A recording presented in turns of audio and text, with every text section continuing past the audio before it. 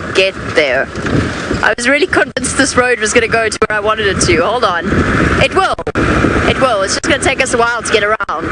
This is the perfect time of day to spend a bit of time with some banded mongoose because they are just about to go to bed, so they'll probably gather together at their whatever particular termite mound they choose to go down into for the night, and they'll stop and groom each other. And oh my goodness, this road is going in the wrong direction.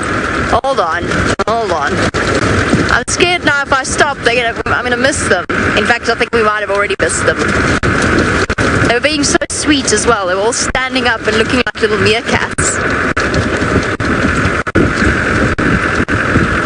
And then we'll start heading back towards that lioness. I'm sure she's going to go to her cubs as night falls. Oh, hold on. It's actually hard to believe, because I haven't driven here since the last rains. It's just hard to believe how dry it's got in just a week or so of no rain. Dusty, all of the roads that we were slipping and sliding along have completely dried up. These people at Little Governors are going to think I'm mental.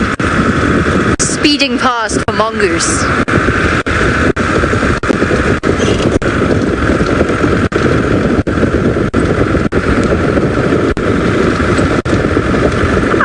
Stormy, the difficult question to answer.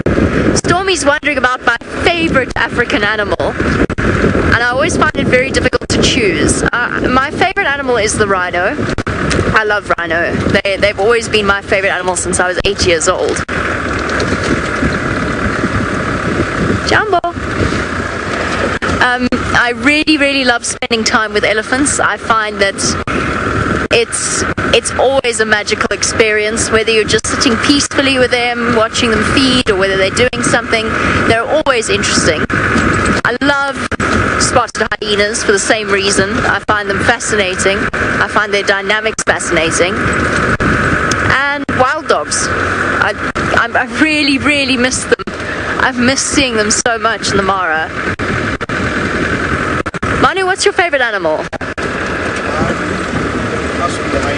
Hyena, there we go. There's the mongoose back there. Well, that's unfortunate. There's the mongoose. Oh no, they've gone to the other side of the road. I'm just having one of those weeks. Here they go. Now they're all running away from me. Okay, we've got some. We've got some. You were coming in this direction. What made you change your mind? Apart from the crazy woman racing around the corner. Now, I know that Faith loves elephant.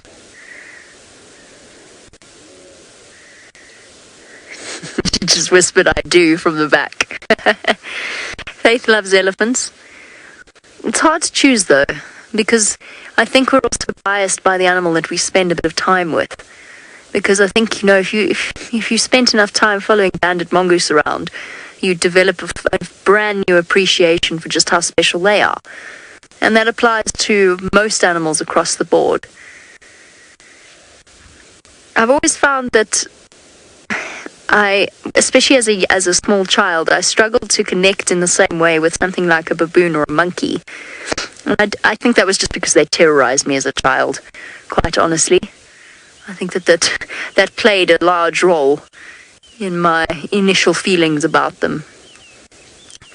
But rhino are what inspired me to do this, to take this on as a lifestyle, not just a career. I was 8 years old and I got to go to the rhino sanctuary, and I loved every minute of it.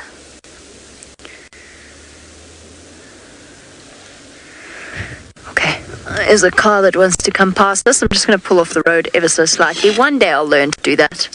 Every time I stop, one day. Not yet, but one day. I think we found the termite mound that the mongoose are going to bed in. Sinak, yes, mongoose will use burrows to escape from predators. Absolutely, they will. They have a series of termite mounds within their territory that they have sort of bedtime tunnels in, but they also have escape tunnels, and they'll run, and their first choice is to disappear down a hole if they're being chased by a predator. Their second choice is to disappear into a tree or a thick bush or something like that. They can climb. I don't know if any of you saw the footage from Scott's unbelievable. I've never seen anything like that.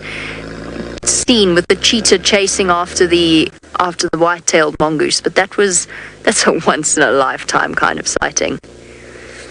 Seen lions chase after the banded mongoose. We saw it the other day with the ridge pride on the other side of the river. The biggest threat will probably be smaller cats, though. I miss seeing dwarf mongooses often as well. We hardly ever see them here. They are around, but we just don't see them regularly. Our little banded mongoose taking advantage of the last few rays of the sun. They are strictly diurnal creatures, unlike the white-tailed mongoose. Right, well, speaking of the amazing situation where Scott had the cheetah chasing the mongoose, Scott himself is out this afternoon. Let's go and find out what other magical thing he has to show you.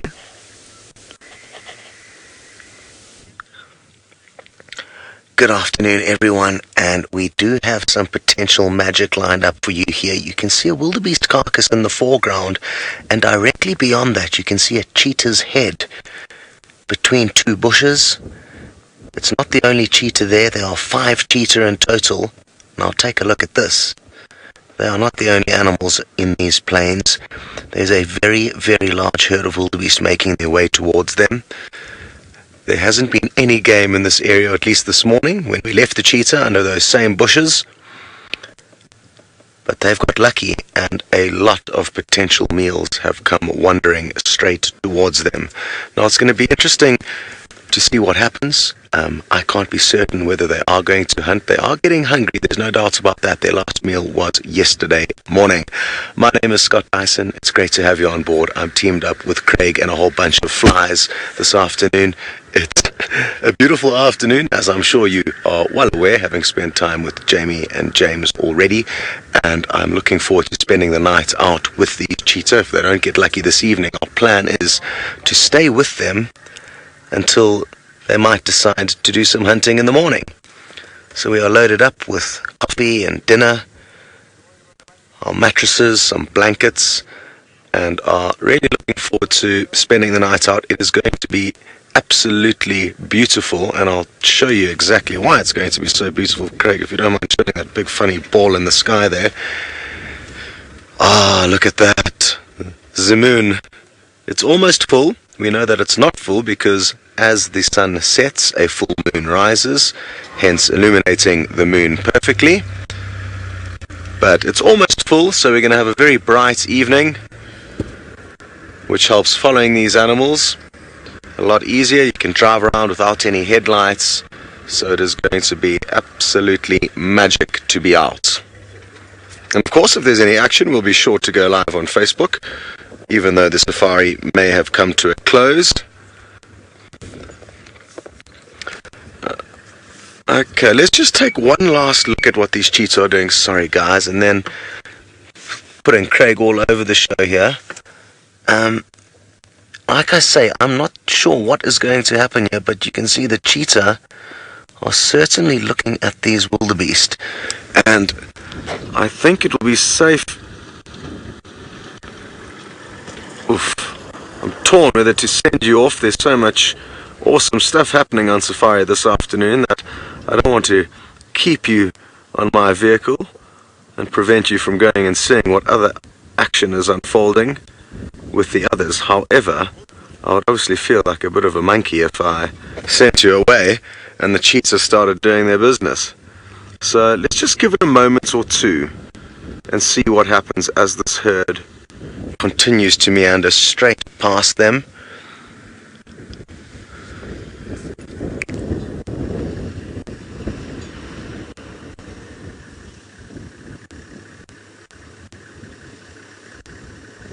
Hello Dylan, it's wonderful to have you with us. Watch closely now, because they're running, it could trigger the cheetah to chase. Obviously it's difficult to see what the cheetah are doing because there's a wall of wildebeest between us and them. But no cheetah are up. They're definitely looking at these wildebeest and they may continue to follow them. We certainly are going to follow them. And let's do that while I continue to answer Dylan's question. Dylan, you would like to know if these animals are free roaming or if they are bound to a given area. And no, they are completely free roaming. There are no fences around this reserve or the Serengeti, so they can go wherever they desire between Kenya and Tanzania. And to be honest, a cheetah could walk straight from here, fairly unobstructed, all the way into the capital city, Nairobi. So those are the realities of this unfenced wilderness. And isn't it wonderful that the animals can do exactly as they please? Well, you may notice there are a few other vehicles enjoying the sighting with us, and it's wonderful. Imagine how excited their guests are with these prospects. Steffi, you'd like to know how far away these cheetah are from the wildebeest at the moment, and I'd say about 60 meters or 70 meters. Sometimes it can be a little bit confusing. The shots can be a little bit compressed because we parked quite far away so that we don't get in the way. But yes, I'd say about 50 or 60 meters, certainly not too far away for these cheetah to launch an attack. But I have been lucky enough to spend quite a lot of time with these boys, and in the time that I have spent with them, I've learnt that if it is this stage of the evening, although they may be excited by any prospects of dinner that pass by, they tend to wait until the cover of darkness. Especially working a big herd like this, when it's dark they can create more chaos and confusion, and that way it's easier to single out an animal that they see fit to bring down. During the day, the wildebeest have a better chance of fighting back, and we have on one occasion seen a wildebeest bowl over one of these cheetah directly off a young wildebeest that they had brought down. So I am guessing that is what is going to happen tonight. They could just wait another 45 minutes or so until it just starts getting dark, and then I'm guessing they're going to run in like a pack of wolves, create some chaos and confusion. Oh, it looks like that one wildebeest may have seen the cheetah, the one on the far right. They're looking directly into the bushes. Let's have a look what the cheetah are doing, Craig, quickly, sorry. Yeah, the cheetah's got its head fairly high up. So I'm guessing that wildebeest could well see it. It may just be not certain of what is there, just feeling a little bit like there's some danger, but not sure what.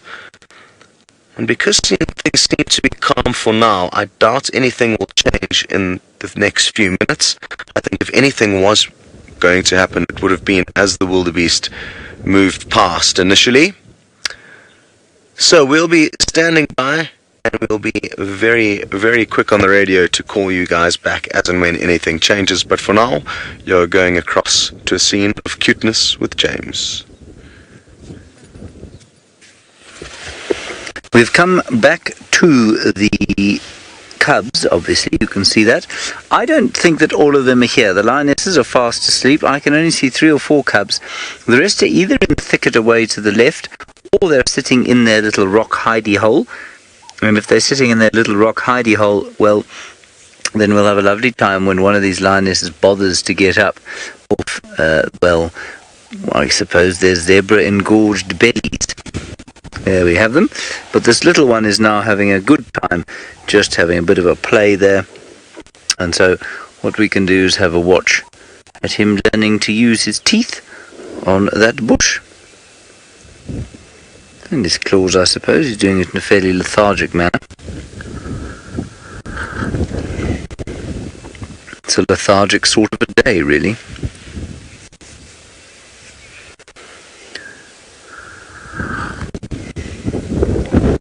And Dylan, you've asked one of the most commonly asked questions there ever is about lions, and it's one of the ones that is very difficult to answer because I'm not sure that we know the answer. You say, how do the cubs know to stay behind when their mothers go hunting? And the answer, Dylan, is that, well, she normally gives them a sort of rough growl sometimes.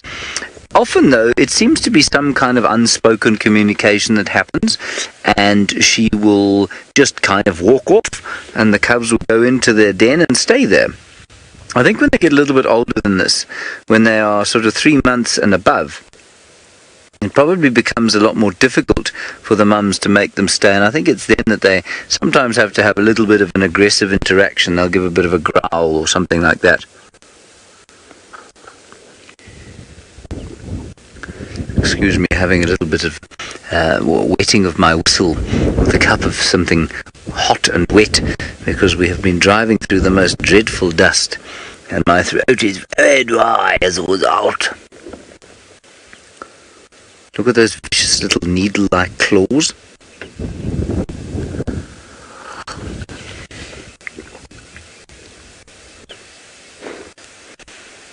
Oh, look at it. Oh, Laura Moore, you say you'd love it when they curl their toes. I know exactly what you mean, like that. It is very sweet. Look how blue the little eyes are. I wonder if this is a male or a female. Little female, I think. Little lioness. Ow. I'm struggling to find anyone to play with her. I shall just have a little sip of something. I'll try to anyway. Here we go. Maybe a bit of action. I think we've got you at the right time.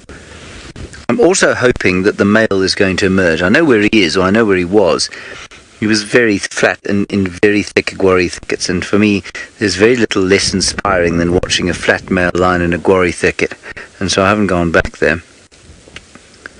And I think quite possibly he'll come out as it gets darker, so we'll just wait and see what happens here.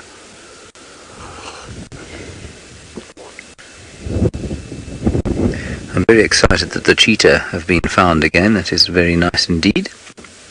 Let's hope they get up and do some hunting. They have given us a tremendous, tremendous show over the last 3 months or so.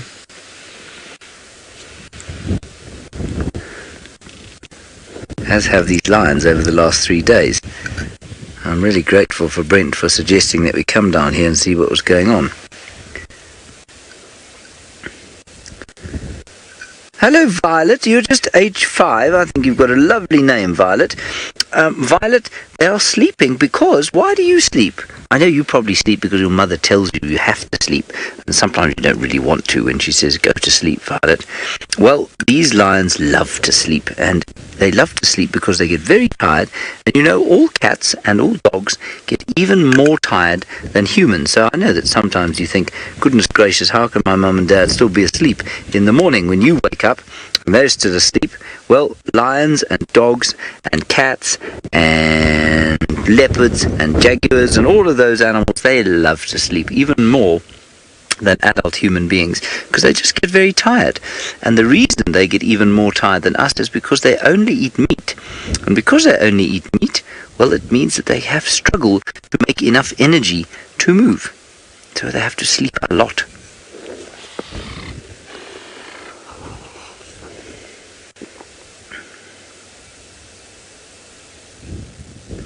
Well, you said do lions dream? Well, yes, this one is dreaming of the, hopefully the king that she will one day marry when he comes walking over the Black Rock to claim this territory as his own.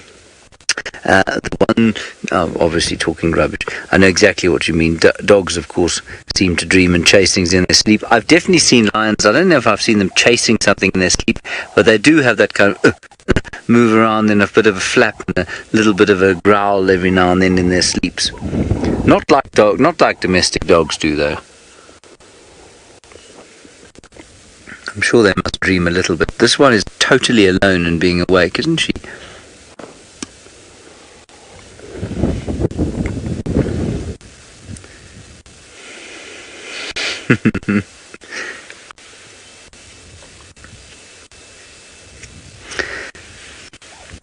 Yeah, Laura, they do, you know. You say, do they outgrow their eye colour? Yes, they do. Their eyes do, or they have that bluish hue to them now. And when they're older, they don't have that. Sometimes they're orange, and sometimes they're sort of that greeny yellow lion colour. But they don't have the same colour that they have there now, that kind of deep navy blue.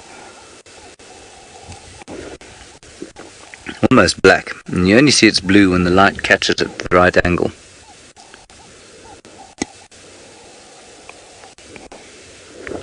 There's a magnificent sunset going. Fergus is very upset with me because I wouldn't stop and park in a place where he could show it. Anyway, we'll head over there, have a quick look at that, and I suspect that Jamie, to whom we are going to go now, has probably got that in a slightly better light. We've got a gorgeous sunset, but it's what is happening in the last few rays of the sunset that's attracted my attention. See this tiny baby Thomson's gazelle trotting along next to Mum. Well, it's had quite the evening. Now it's running away from a hyena that's slowly but surely making its way towards it. The hyena, I don't think, has any intentions of hunting it, but the gazelles aren't going to take any chances. They're going to make sure to keep a distance between them and the hyena. But what really happened and what absolutely astounded me is not the hyena wandering through. That happens relatively regularly out here, I would say at least once or twice a day. It's the eagle that went for the baby Thomson's gazelle that really took my breath away. It happened very quickly and it stopped very quickly, and from what I can tell, it's a tawny eagle. From its brief pass over, as you can see, it's getting dark, so it is quite difficult, but judging by the size of it, I would say that it's a tawny eagle. And it went for the baby Thomson's gazelle. That's the only explanation. At first I thought it was going for something next to the baby Thomson's gazelle, but it swooped over it a few times and the gazelle started to panic and sort of run around, and Mum clustered next to the little one. Now that would have been a first for me. I've heard of them going for small antelope, but I've never ever seen it before. What is our hyena doing? Sorry, I'm looking now. I see what our hyena is doing. I'm sorry I drew attention to you. My sincere apologies. I'm looking into the sun and I didn't quite realize what you were up to. Oh well, it's over now. Where have our Tommies gone? They've dashed off largely. Our little baby one has safely made its way away from both hyena and from eagle. And we've got a beautiful sunset.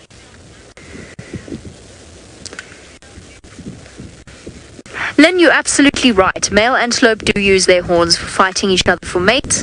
There is a very strong correlation between antelope that have horns as females and antelope that live in open habitats like this one. And there's two reasons for that. One is obviously the horns act as a defense for the females that live like the little Tommies do out in the open plains, whereas they act as a hindrance for something like an Inyala or a bushbuck or a kudu that lives in dense vegetation and would want to hide rather than to fight. There is also another reason, and that is essentially the idea that the longer especially in antelope that live out in the open, the longer the males can stay with the breeding herd or with the mother, the better. So by the females having horns, it acts as a way of disguising the young males from the mature dominant males, because essentially everybody looks the same. Whereas with females that don't have horns, the young males obviously stick out far more clearly because they will start to grow horns. So essentially the idea is that by the females having horns, they disguise the young males for slightly longer, and that allows them to stay within the protection, if not the herd, then at least next to their mums for a little bit longer without being chased away by the dominant males. So there's a very, very strong, if you look at it, eland, same family as the Nyala, bushbuck, kudu, but live out far more out in the open plains. The females have horns, even though they're in the same family, the same tribe of antelope. Tommies have horns. Females, I mean, obviously. Wildebeest, females have horns. Buffalo, I know they're not antelope, females have horns. Oryx, females have horns. Sinak, the Tommy babies, it's amazing how quickly things change out here. The Tommy babies will be eating grass at about 2 or so months old. They'll be fully weaned by 6 months, and that is the point at which they could be separate from their mothers if they had to be. But they'll stay with their mums for another, or at least a year, between breeding seasons. Not quite a year, it'll be less than a year, but it'll be about between 8 to 10 months. They'll be in close to their mums, and then of course their mums come into estrus, they mate again. But the little ones could stay within the breeding herd for much, much longer, and therefore close to their mothers. But they can survive from around about between 4 and 6 months old. Unlike something like a lion cub that needs far more care from mum and actually suckles for a much longer period. And speaking, of course, of lion cubs, let's go and see some of our favorite ones.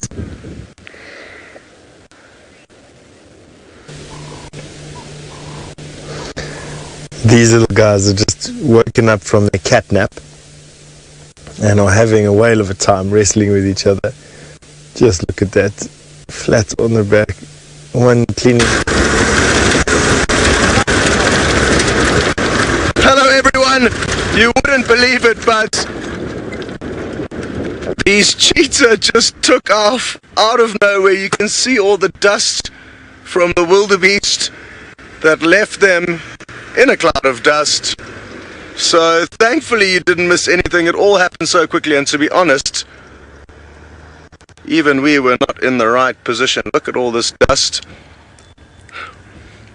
Whew! Well, that was exciting. Before you go, I'd like to show you a beautiful view of the sunset, because it is one of the best I have ever seen. Take a look at that. Now, what may happen is these cheetah may continue to hunt this herd as it gets dark, but for now, it appears like they are all regrouping. And absolutely magical, magical stuff indeed. Good. Let's get into position where we can have a view of them.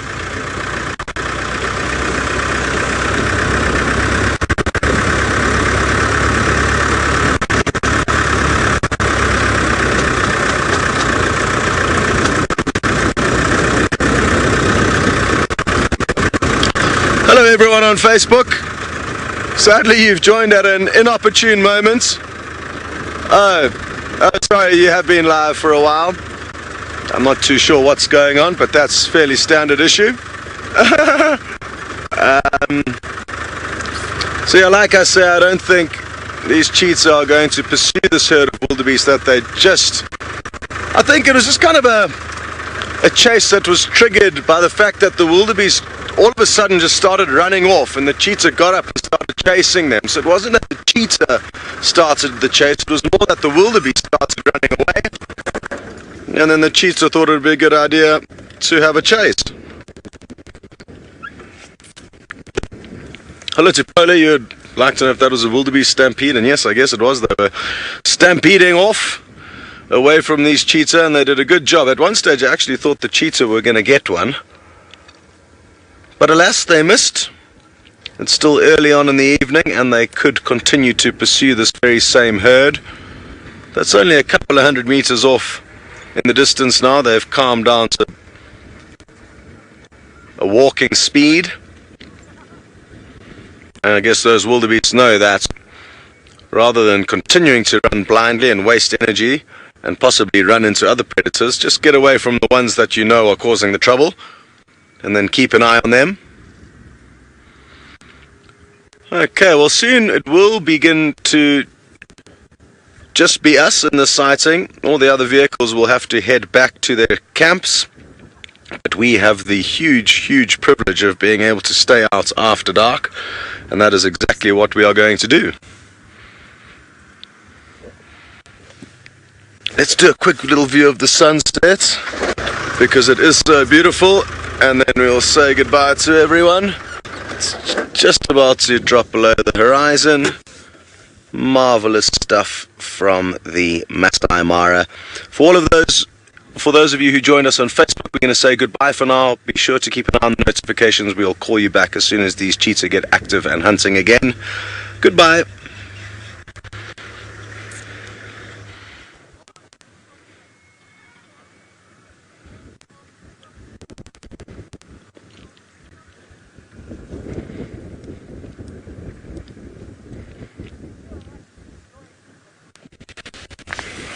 Righty, here we have a, well, quite magnificent scene of a fig tree with the sun that's just set in between its sort of embrace, shall we say, and behind a few crotons and on a big black rock. We left the lions, we'll go back to them now. We just thought we'd come up here, well, to be honest, Scott thought, not Scott, what's your name again? Fergus thought we'd come up here. He said this would be a really good shot, and I said, oh Fergus, let's stay with the lions. I'm so tired of your sunset desires. And well, up we came, and it was absolutely spectacular. I'm very glad we did. Isn't that gorgeous? I think it's immensely gorgeous. There have been some spectacular sunsets here and sunrises in the Masai Mara, where we find ourselves now, and I think the moon is probably 1 day off being full, and we'll show that to you as well, because we're so very nice, won't we, Fergus? Yes. There it is. There's a pole, Fergus, till I move.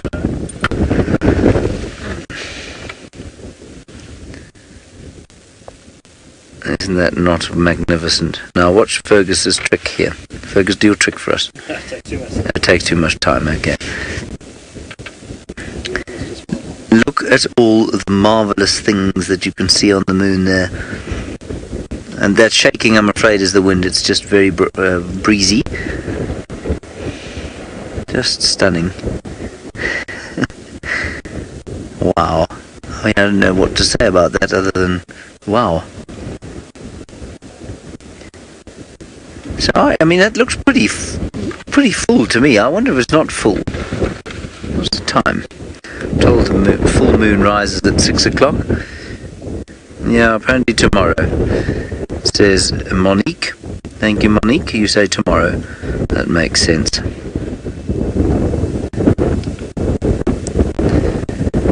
Great, marvellous stuff. Right, well, as the wind starts to blow, we're going to make our way back down towards the lions, I think. I've only seen 4 of the cubs, so I don't know where the rest are. And the big story, I think, for us to try and complete today is, well, not so much the reunions like we've been watching over the last little while, but perhaps the male coming towards this bunch and to see how he interacts with them, the females and the cubs. Alrighty, let's head back to Stefan Winterboer and his cubs and find out what they are doing. We can't go right away. We have to just wait another 5 seconds and then we will be whoops-to-daisies with Steph. So firstly, I must apologize for getting the numbers of these lions wrong. There are actually 12 lions here, 12 lioness and cubs. With the male there's 13 and there might be a 14th one lying on the other side of the bank. So the injured lioness I can't see. She is either right at the top of your screen below those 2 light dots. There's a fallen down stump. There's a lion lying there, or lying just on the other side of the bank in the shade on the sand. Just judging from what I saw the other day, her walking around, I don't think that she's not here. I think we're just not seeing her. So I think my impression is that she's here until proven otherwise. I think is the status quo that I'd like to maintain. These young cubs are waking up now and then pesting the adults. They want to get going or they want to do something, like bored kids. They've had enough playing with each other. They were wrestling each other a little while ago. Very observant. There's a vulture flying around here, and even at this young age, they're very observant of vultures. Now, the presence of these vultures, these vultures have come down to drink. Now, I don't know if it's because there's a carcass here somewhere. Have a look on top of the tree there and see. You can see that's a hooded vulture. I've parked Senzo in the middle of a stick, but you can just see, there we go. There's a hooded vulture. And that's what this young lion is looking at. Now, it's not uncommon for vultures to come and react to lions which are lying sleeping, especially when it's close to a drainage line, in case there's a morsel hidden here close by. It's difficult to see. I mean, it's a perfect drainage line for an ambush on a kudu or buffalo or zebra or something. You might well find that there's some remnants of a kill here from last night. This hooded vulture probably going to be staying there for the rest of the evening. Now I hear that there's a beautiful full moon, or 2 days from full moon, that is arising in the Mara that you're having a look at with Jamie. That's still about half an hour away or so for us to see. It will start to rise a little bit after the sun has set, probably. Actually, it should be coming, a little bit after. No, it's up already through the trees behind us. can just see it. When it gets a little bit darker, I'll show you. The moon here rises about, is it 40 minutes? 40 minutes or so later every day. Pride Cat Mama, you want to know what colours lions see in? It's actually the source of a lot of debate as to what lions can and can't see in terms of colour. I definitely think that they can, to a degree, see some form of colour.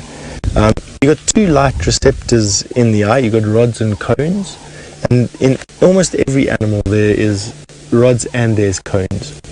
In lions, they're just more rods, which are the light accepting organelle, not the light differentiating organelle. And so I think that they see in a high definition, very similar to sort of infrared light. If I were to draw my conclusion as to how lions see, it would be like infrared.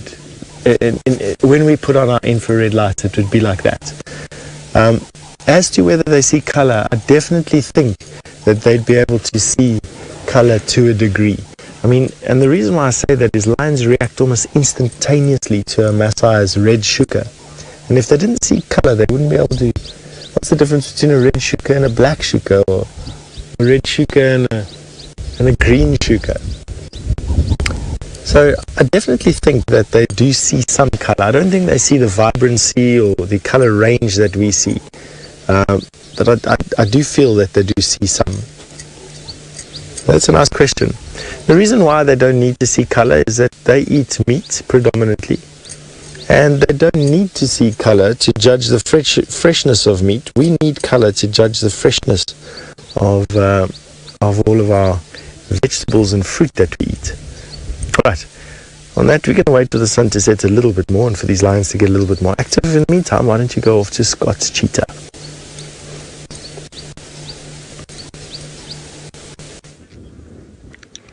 Well, isn't this a beautiful scene with the slightly pink hue out to the west and these four cheetah looking out in that direction, wondering about what to do next. Now, there was another herd of wildebeest in that direction that was kind of slowly making their way towards them. So, I think it is going to make sense for us to reposition. We just came across here to try and get some low angles with that beautiful sunset in the background. But like I said, I think it'll be best for us to get onto the other side of this little ridge that they're peeking over to see what exactly is happening with that herd of wildebeest that is approaching. So while we do that, we will be sending you back to Mr. Henry. Toodaloo.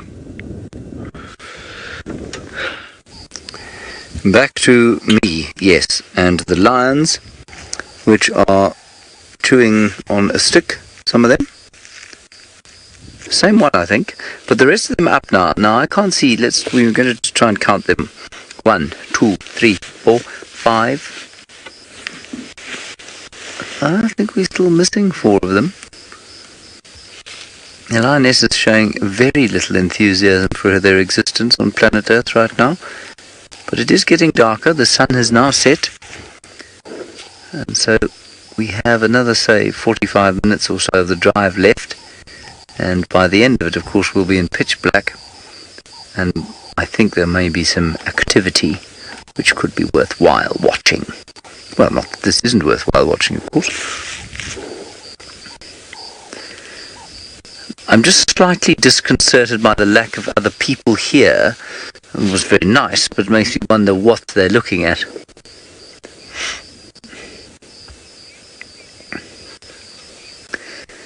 There's an interesting question from David saying, if two prides fought with each other, would males step in to stop the fight? I would suspect that a number of people would say, don't be ridiculous. But I've actually seen it happening, where 2 lionesses from one pride attacked one lioness who was on her own.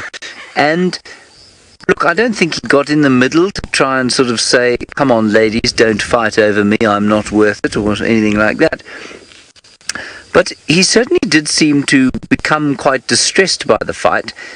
Sometimes, however, that sort of aggression can spill over and result in the male attacking one of the females or attacking one of the prides. And so, while I suppose it might look like sometimes they do a little bit of splitting up of the fights, it's not something that they do as a matter of course, no. We have seen two males fighting. Brent had an utterly astounding sighting at Djuma. During one of our rehearsals, two males had a full go at each other, and the females got involved, but they seemed to attack both males, and I think it was, excuse me, just the kind of aggression of the situation that made them attack each other. And attack, the females attack the males. And perhaps they were trying to say, listen, get away, you're going to harm our cubs. I'm not sure. Alright, we've got a lioness who's up.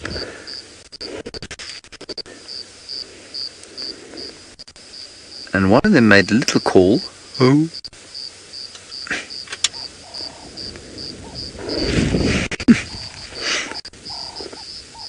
That's very cute. 1, 2, 3, 4, 5. Look at the stalking going on.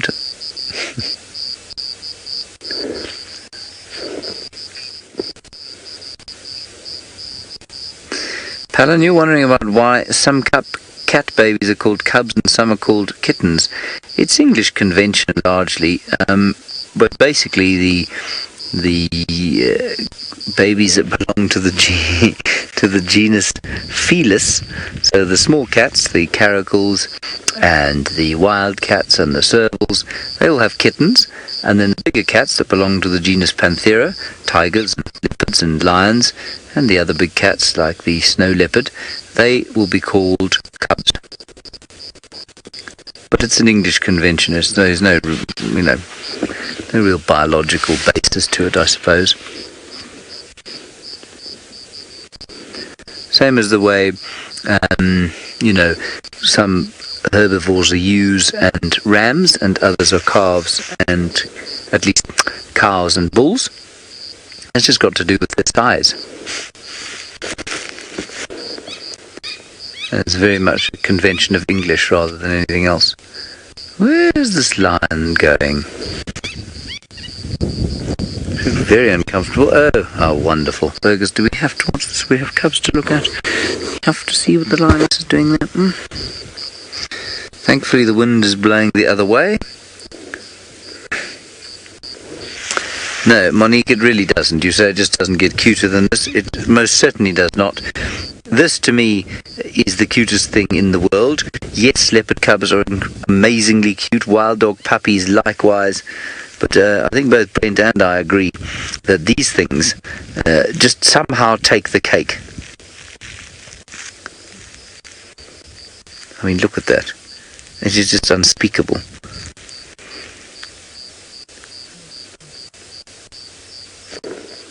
She's calling the one lioness, and it's quite still now. And I just want to focus, keep an eye behind us, and see if maybe the others don't emerge from somewhere. I mean, all 9 were here this morning. I can't believe that they've lost some. 5 there.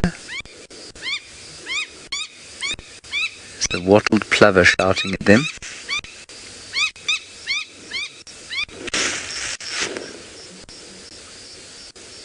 Yeah, there are 4 of them AWOL, which is very interesting. So we'll see what happens. I can't believe that Tom's come to them. Did we see all 9 in this corner? We didn't, did we, Fergus? We didn't see them all in this corner. I think 4 of them have gone down back into the rocks. Anyway, I really don't think any harms have come to them.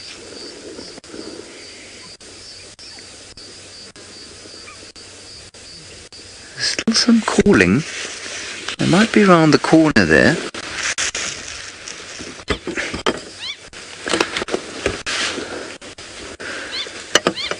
Melissa, another common question around these cubs is, can the mothers tell them apart, A, and B, do they know which ones are theirs? And the answer is, I don't know. I suspect not. I think that the pride is designed so that there's no favoritism showed. They all do this cross-suckling thing. And so, look, I don't suppose there's any biological reason they shouldn't know.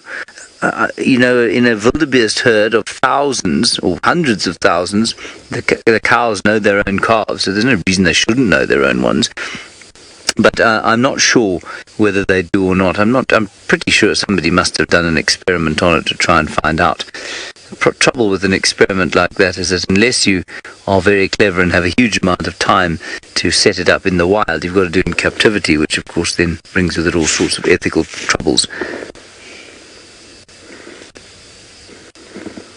Now, we're going to have to put on our infrared lights, Alice. And so, in the next not too distant future, I think we need to head across to another feed just while Fergus puts them on. Otherwise, we're going to be caught with the darkness. So let's head across to Steph, whose lions are doing what these lions are doing. Unfortunately, they have not got up yet because it's still a little bit brighter at Djuma now. And here we've got the sun going down and a beautiful afternoon with these cats. They're just in their last moments of death-like sleep, to be honest. But soon they're going to be disappearing and the male will start to wake up. He is awake. He's busy cleaning himself. What are you doing? He's got a thorn in his foot or something. Even with that sparse grass cover that he's got there, you can see how closely his skin color matches the grass around him. Imagine that in the dark. It'd be near invisible. Sun is going down now. Got a couple of seconds left of this big red ball in the sky.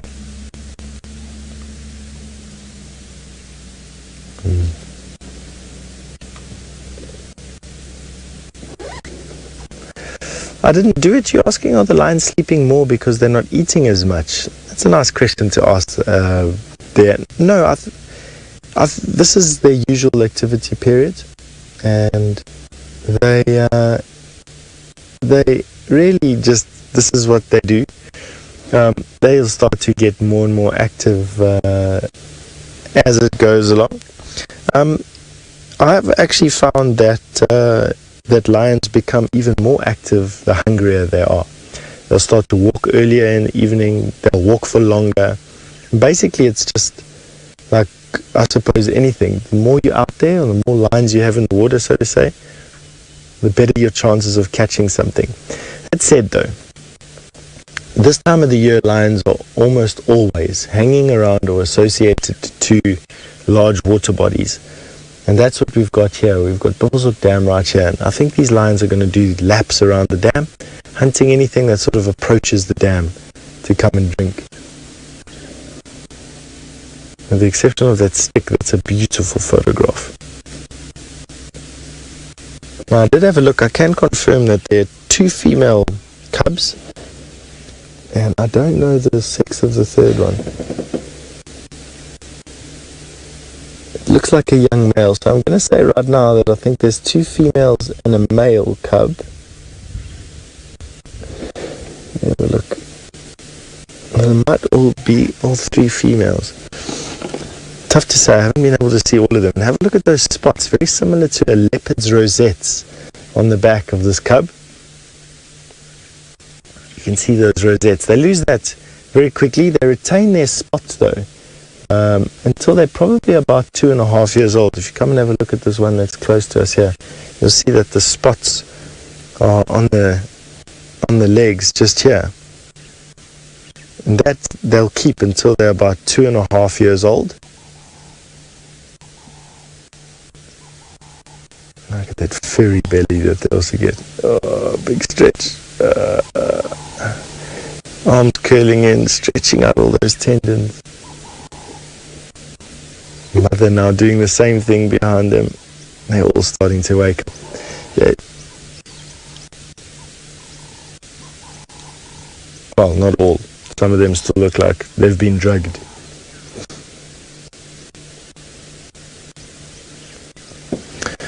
Drea, you'd like to know if the big male has interacted with the 3 new babies at all? He absolutely has, Drea. The fact that we haven't seen it yet is rare. He's been hanging around with them for quite some time, and I think that they definitely will interact with him.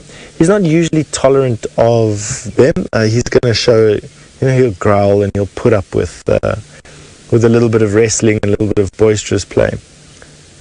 We're going to quickly go over to Jamie, who's got a lion roaring.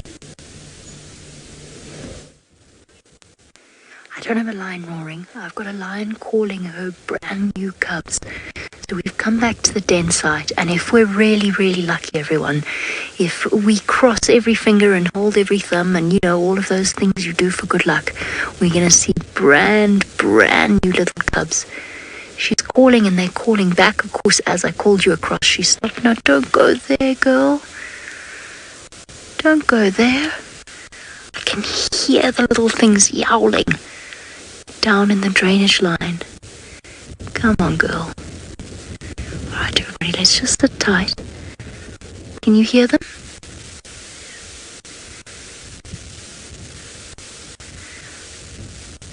I think the wind is drowning out their calls. Little ow sounds. Frantic little calls from tiny little cubs. I know the wind is blowing. Oh no, let's check to the right again, just in case. You can hear them? You can hear them, they sound like little cats. Here she's calling them again.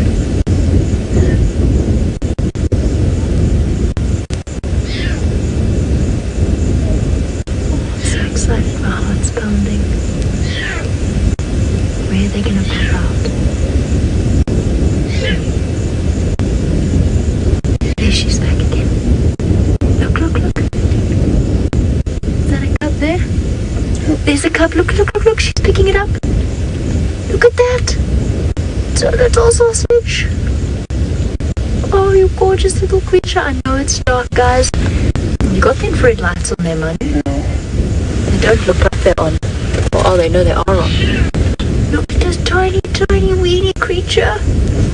Oh, that is just a few days old, everyone.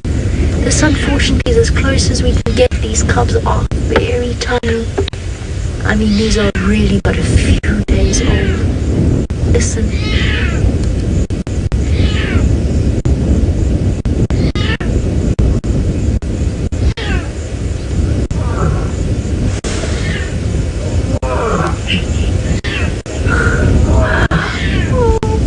It's really small. I know it's really dark, but this is just too exciting.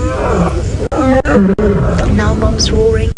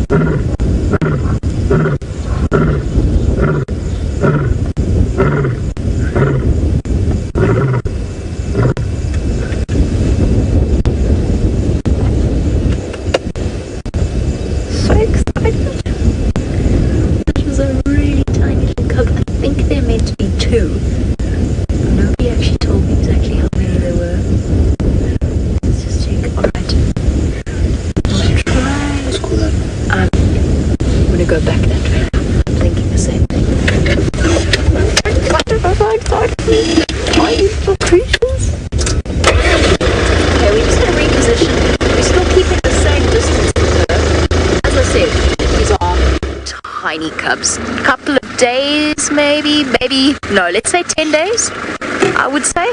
From what I can see, it's difficult to tell. Oh, hold on, everyone.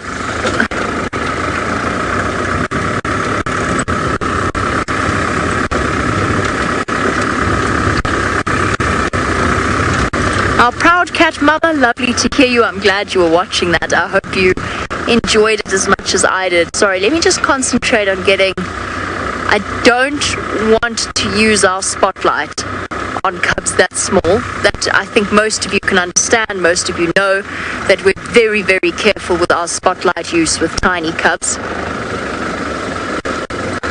Which means I just have to concentrate a little bit in the dark. I don't think we can... Is that her over there, Manu? I can just see a pale something. That's her there. There we go. In the left third of your screen, there, in the center of your screen. Up a little. No, left of your screen. Left. There we go. That's her there. Okay, I'm going to reposition one more time. Now that I know exactly where she is, I'm just going to turn around so we've got a better angle. Proud cat mama. Yes, the little lion cubs are born very, very altricial, without little teeth. Oh, somebody's been driving there. Not the only one. So we are also in the non-off-roading area, which does change things as well. But with cubs this small, we wouldn't be going close regardless. So proud cat mama, yes, tiny little lion cubs are born completely altricial. They are essentially helpless, blind, unlike hyena cubs that are born with their eyes open, and with fully erupted teeth. Lion cubs are born tiny little blind bumbles of helplessness. Is that the cub there, or did she just abandon the thing? Is that a cub? I think that's her foot. I think that baby's still shouting at her. Hey, Mummy, did you just leave it? Yes, you did just leave it. It's squealing at you. It must be just below her, somewhere there. Just below her in that dip down that way. Manu, can we look down? Okay.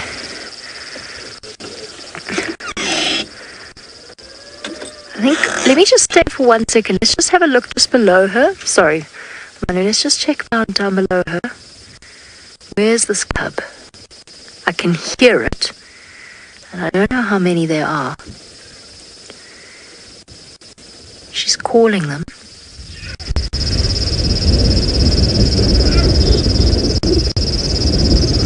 Okay, you've got a really good idea as to just how far back we are, the fact that we're across a lugger from them. What I'm going to do is shift onto that road over there. Oh, you're making such a noise. You're going to draw attention to yourself. I'm just going to reposition ever so slightly because I misgauged where the road is. Okay. Well, I go get what I'm going to consider to be the cutest cub in the universe, obviously. Let's go back across to James, who's also having baby lions galore.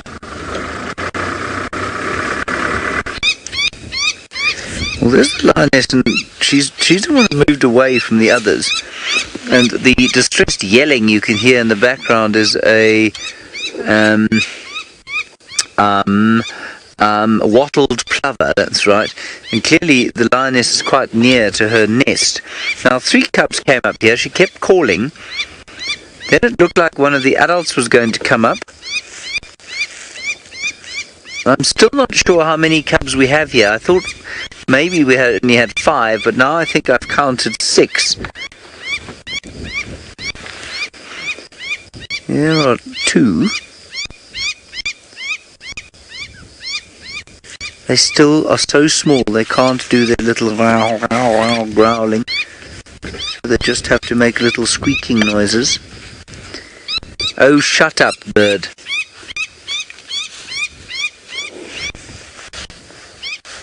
So they're the others. Ooh. Is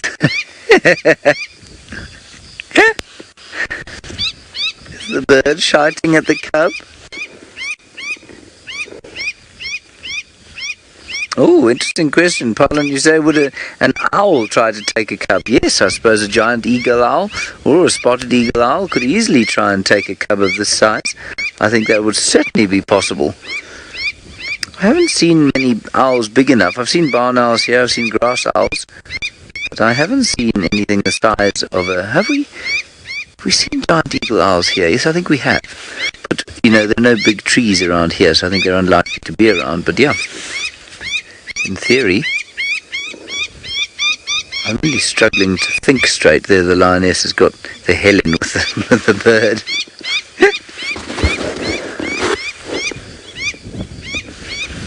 She surely can't stay around here for long with that noise. It feels to me like I'm having a dentist drill through my skull with that noise. She's an extremely noisy bird. Alright, straight across to Jamie. She's found what she was looking for.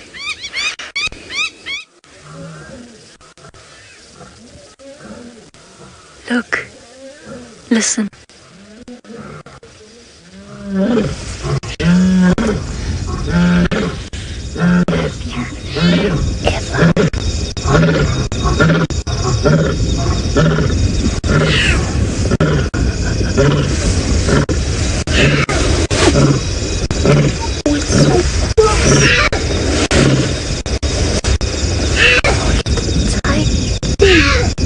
Is your mom just too busy socializing with the other lions, huh?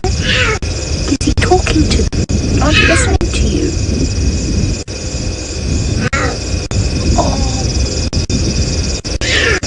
Oh, baby.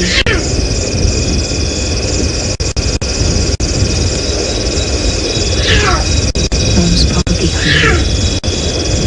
But together you shouldn't be out like this. Pay attention to yourself. Right out to me, but I don't know how many of them there are, but this is the only one making any noise.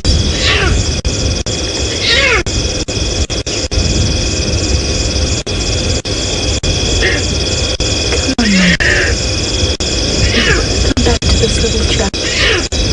It makes this much noise out in the open. That's not a good thing.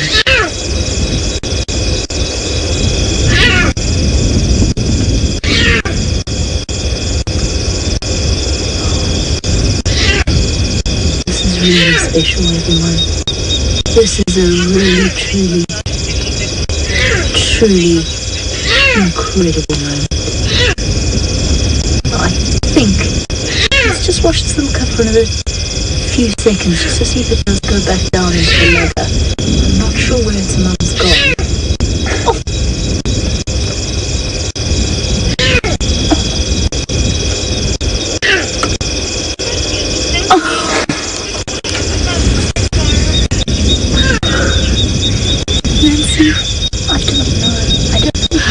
Apparently we spoke to some people earlier and they said she was doing this before. Nancy, there's part of me that wonders if maybe she isn't missing one of her cubs and that she's looking for it. Oh, it might just also be that she's a young mom. Not a young mom, she's a new mom with young babies. And she's tired. She needs a bit of a break. It could also be, it might be she's hiding in the bushes close by, listening to it, making sure it's safe, watching over it. She wasn't far when we saw her earlier. But this thing is noisy. Okay. This little cub is hung around long enough. I think perhaps if we go back to it...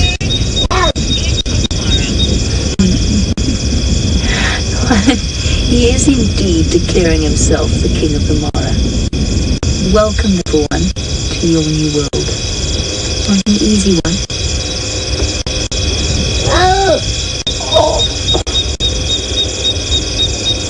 Okay.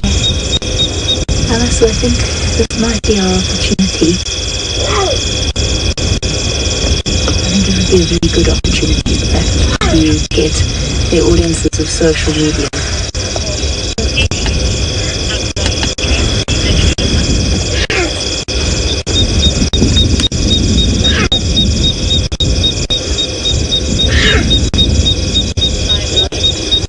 Hello to those of you that have just joined us, and welcome to the most incredible scene I think I've ever witnessed in all my time following lions in the few months that I've been here in the Masai Mara.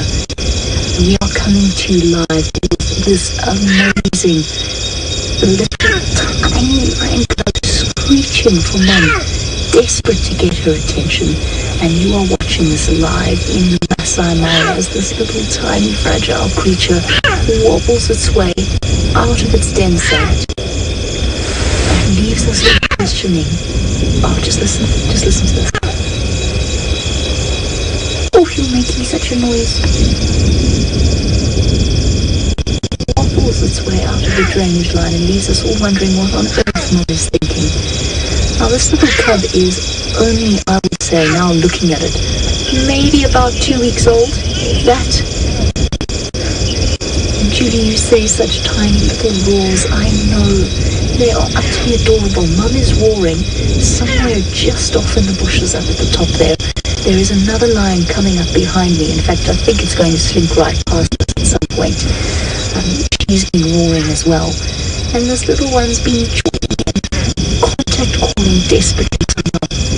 But what is confusing me tremendously, I know it's hidden for now, but we're just going to wait patiently. What's confusing me is why Mum came down, called it out, and then promptly didn't stick around long enough to feed it. Make it absolutely go back to the den, little one. Don't sit there yelling. It's the night time here in the Masai Mara. We're sitting in pitch black with just the moon and our infrared lights to guide us. So we're not in any way shining any lights on this little cub, and we are very far away from it. But yowling like that could so easily draw the wrong sort of attention. Yes, Mum could come back, but at the same time, hyena, anything like that will be attracted to that sound. But why isn't Mum coming back? I'm just waiting to see. Or not. Mum is going to come back to it. Oh, look at it. You can see just how very, very tiny it is. Laura, you want to know how when the eyes open? Laura, it's around about at the earliest 3 days after they're born, and it can take up to 10 days after their birth. They're also born with their tiny little ears flat to their skulls, which is why I think this cub is around about 2 weeks. Its ears have started to pop up. And it's got such a big voice for such a little thing.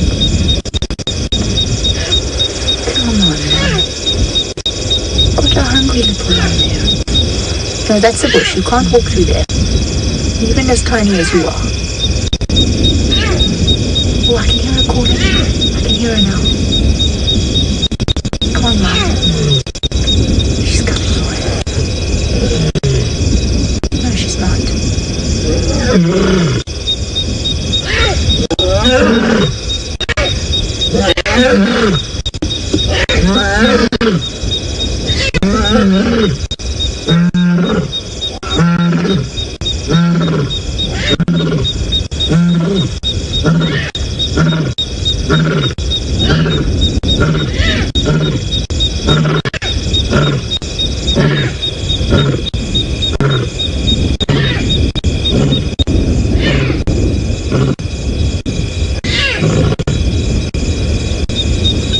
Yes, very big, very ferocious wolves, little one. Did yourself proud.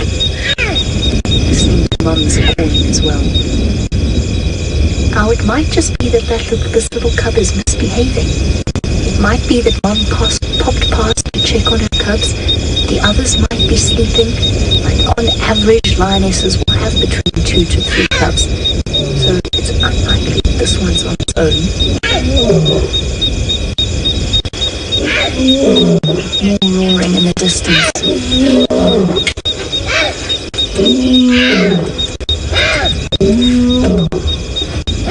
Ellen, I know. Wait. Let's get close to the tree.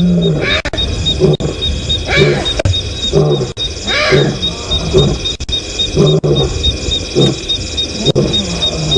little lion cub with such a big voice.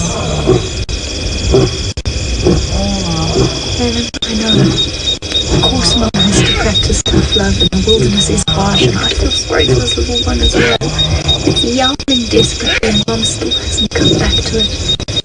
But you're right, tough love is a thing, and Mom has got to feed herself. Is that Mum? Hey! Mum! There she is, well spotted on Manu's behalf. Mum? You have got a yowling little cub down there. I think it would really like a meal. I think she's just having a break, folks.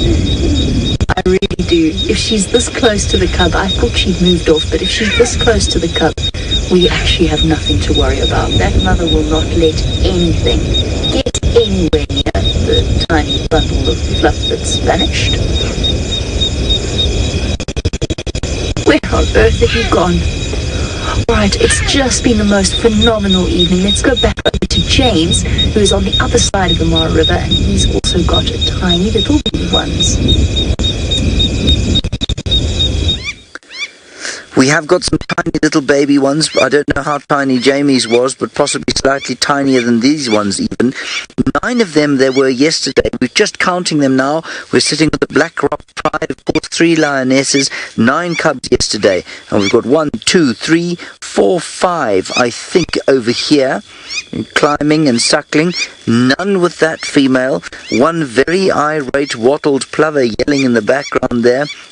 And then with this female, we've got 1, 2, 3, so that makes 8, 4.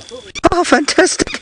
We've been watching them, you know, and there were 5, and then there were 6, and then there were 7, and now fantastic. They're all here. 9 little Black Rock cubs aged between 5 and 8 weeks, I think. We are obviously in infrared. I'm sure Jeremy explained that to you, so that we don't have to shine any artificial light on these cubs whatsoever. Just the infrared. They don't see any light. They know we're here, of course. They can hear me speaking. But everyone very content here. Now, our main objective behind sitting with them for this length of time, we've been here now, well, on and off for the last 3 hours or so. The main objective was to see if the male that we found this morning would come and interact with the cubs, because that would be a really nice closing off of our little Black Rock cub story. Be wonderful to see the male interacting with the cubs. That, for me, is one of the best things to watch, and I think many people agree with me, simply because, of course, it's such a wonderful human thing to have a father that takes care and pays attention, and it's so rare in the mammal world, and so we love to see it as human beings. There is the wattled plover. They're obviously quite near his or her nest, and she is very deeply upset. She's been making that deeply unmelodious call. Right, let's head straight back across to Jamie and her tiny little cubs. I've got wonderful news. Mum is up, and she's come to fetch the very, very indignant little lion cub. In fact, it's gone quiet now. I'm not even sure it hasn't fallen asleep somewhere behind this large tree. Now, these situations are very delicate, obviously. With a tiny lion cub involved, we're very, very cautious about the way that we move, the way that we behave around a den site. So let's sit tight. The last I saw of that little cub, it went around behind that large tree, and I'm pretty sure Mum was on her way to go and fetch it. As soon as she got eyes on where her cub was, she sat down and she's relaxed again. So definitely not an uncaring mother, definitely not a disinterested mother. Probably, like all mothers of tiny infants, just a tired one. She's probably had a long few days of nursing, and you can imagine those cries after a while perhaps start to grate on the nerves just a little bit. She's still got to feed herself, she's still got to hunt. What an amazing job she's done. So special. Well done, Mom. You keep that little one safe, okay? I don't know how many you have, but I wish you all the best. Even being the biggest predator out here, it's not always that easy. Just imagine what it must feel like every time she leaves these cubs. Going to be saying goodbye to those of you watching on Facebook. I'm so glad we could share with you one of my most magical Mara sightings to date.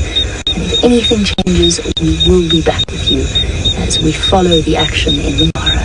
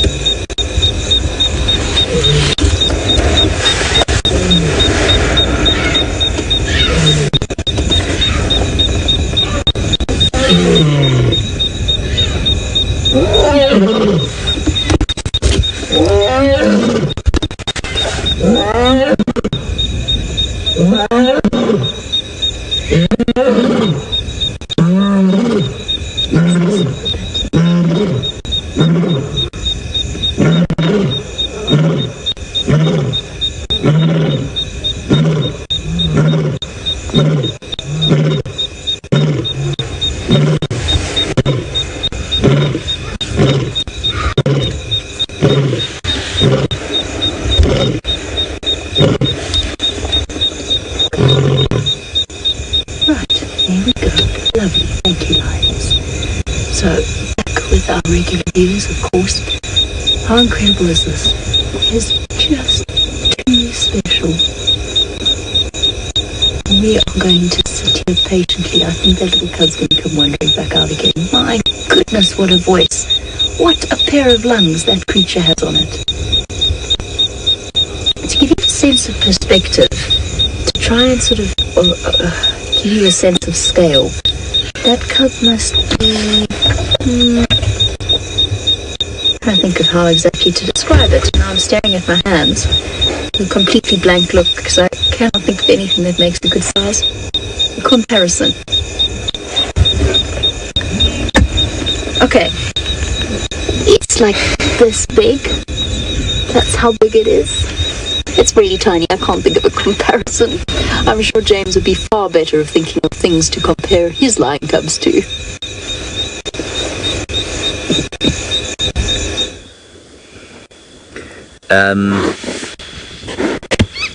No, I don't think I would be at all. Anyway, there we have one lioness, the one that was in the middle, now helping with the suckling duties. The lioness who is to the left of this has now disappeared off. I think she's sick and tired of the wattled plover. And she's wandered off towards the left-hand side of your screen. And then we've got those little cubs there, just playing in the grass. And all of them very content, because of course mum's milk will now be, I suspect, quite a lot more voluminous, if you like, after the zebra meal they've had. I'm sure it's now being sort of, the word is not translated, converted to the milk that these cubs can use. And of course the cubs are much more active than the adults, because the milk will be full of fat. And that fat, of course, gives them a huge amount more energy than the lionesses have, because their prey has very little fat. Now, I think this lioness is the youngest one. I think also that she is the best mother, simply because she is the one that came to fetch the cubs yesterday and looked after them and suckled them yesterday evening on her own. And the way I can tell that is I think she's thinner than the others. I don't think she ate nearly as much of that zebra as that other fat lump you can see on the ground there. Perhaps we should call her Cinderella. You get it, Fergus? There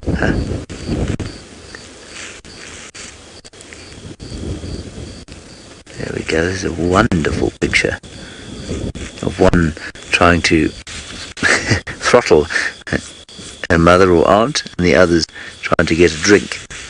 Oh, look. And you can always just hear the lionesses giving off these little growls. Because, of course, the little cubs have got teeth. And they're not shy to use them. You can see one having a suckle, one chewing on its mother's big toe.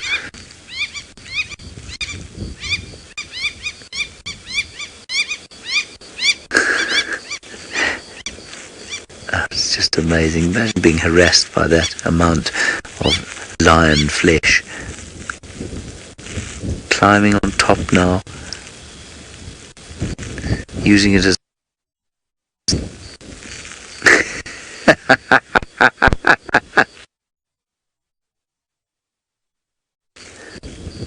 This is just too wonderful.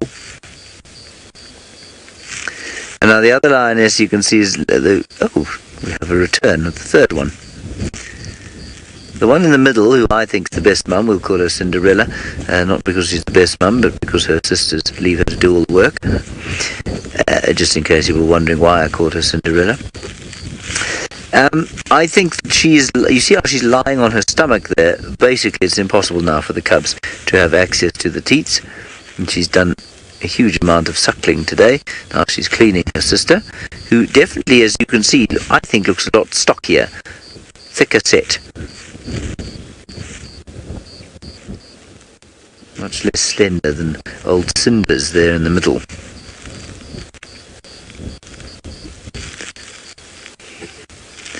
And definitely more tired after all the food she's been eating. I might be wrong. I mean, they might all be the same age.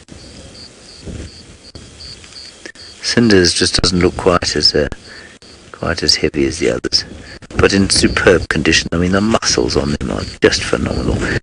And you know, at the end of the wildebeest migration season of the Mara, you'd expect the lions to look like this. They've been eating well-conditioned wildebeest and zebra for the last 3 months or so, so you'd expect them to be in absolutely tip-top shape. They certainly are. And this infrared light is really quite good at sort of, bringing out the contrast of their muscles. You can hear the wind starting to build up again.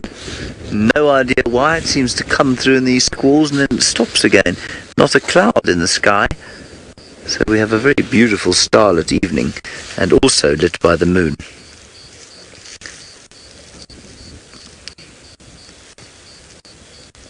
You could sit and watch this forever, couldn't you?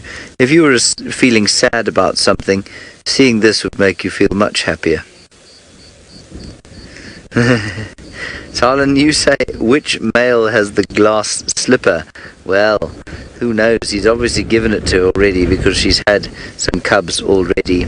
Yes, I've got that. Thank you, Alice, very much for clearing that up. I had no idea what was going on there. Clearly, Clearly the glass slipper has already been placed on her foot because she has cubs. And there are 2 males around here called the Black Rock males, I think.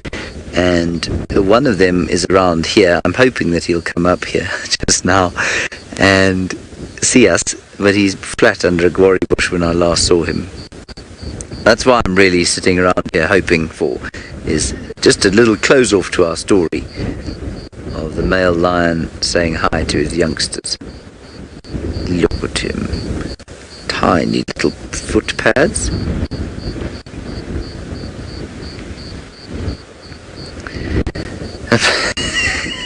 Alice, who's directing, is on fine form this evening.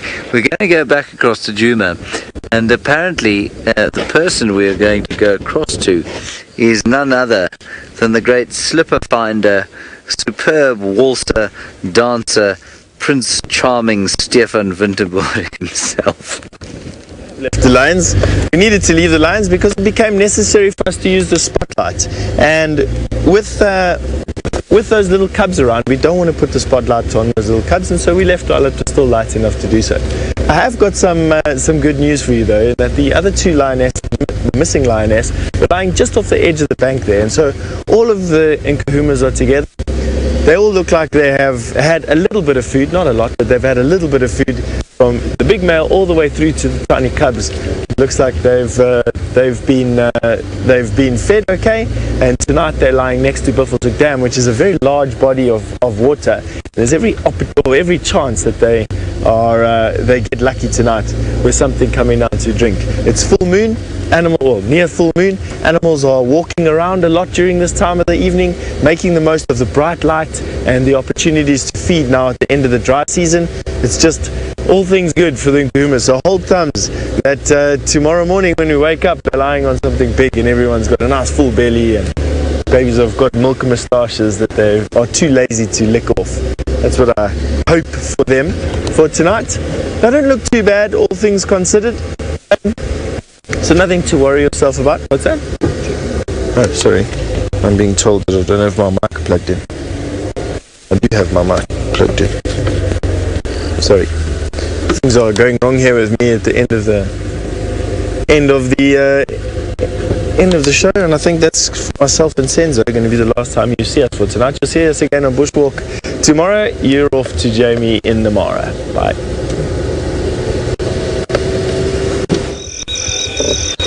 We've had the most incredible evening, we really have. I've left the little lion cub for now, and I've left it for a very good reason, and that is because Mom has gone. She's moved away a little bit, and what I don't want is for even just the sound of our movement and talking, even though we're far away, I don't want the little cub to stay awake because of that and put itself in harm's way.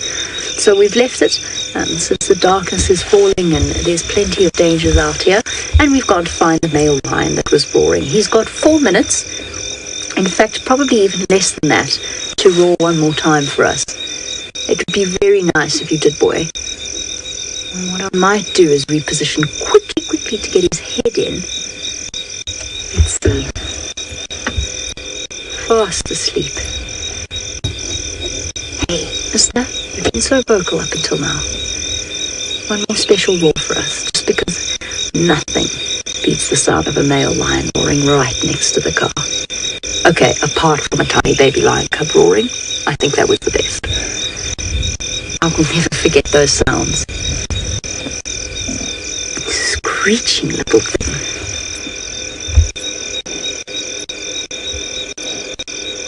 Come on, boy. That's one of the Chitwa males, by the way. Oh, I completely forgot to tell you which lionesses those are. I'm not sure, but I think, as our male gets up, I think it might be one of the Olololos.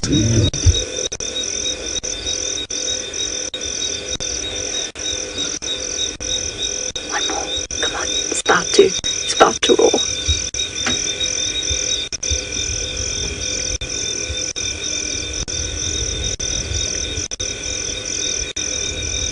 Hey, you can't play with our emotions like that.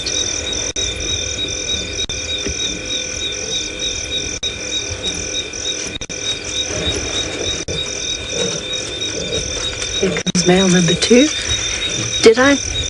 Did my heart just jump out of my chest? Yes, slightly. Faith, are you still there? Sorry, that lion just walked right past us. I could hear it coming, but I couldn't warn us because I couldn't warn poor Faith.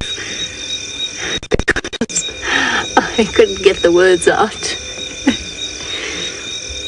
That was so cool. Right next to us. I love it when they sneak out of the dark like that.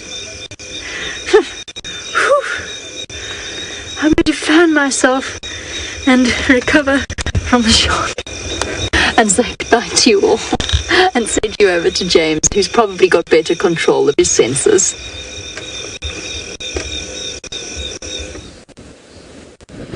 Well, I hope perhaps I have better control of my senses, but I have been surprised countless times by lions, much like Jamie has now. And of course, when you have been so overwhelmed by the astonishing sight of a newborn cub, well, who can blame her?